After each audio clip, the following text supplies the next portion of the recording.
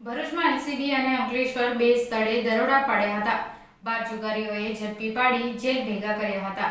12 mobile સાથે 1.10 લાખ રૂપિયાનો મુદ્દામાલ જપ્ત કર્યો. ભરૂચ એલસીબીની ટીમ અંકલેશ્વર વિસ્તારમાં પેટ્રોલિંગમાં હતી. તે દરમિયાન ચોક્કસ માહિતી આધારે 2 જૂનના રોજ સાંજે 6 કલાકે અંકલેશ્વર એશિયાડ નગર પાસે આવેલા રોશન પાર્કમાં 4 નંબરના મકાનમાં દરોડા પડ્યા હતા.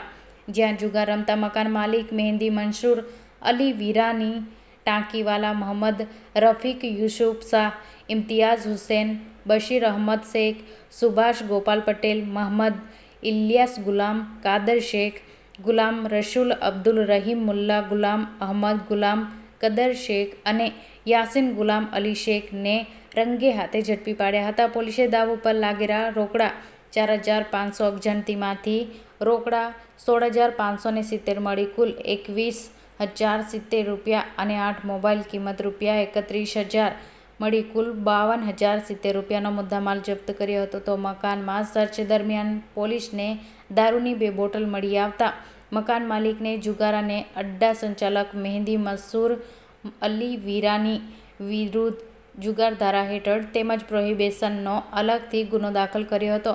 આ ઉપરાંત એલસીબી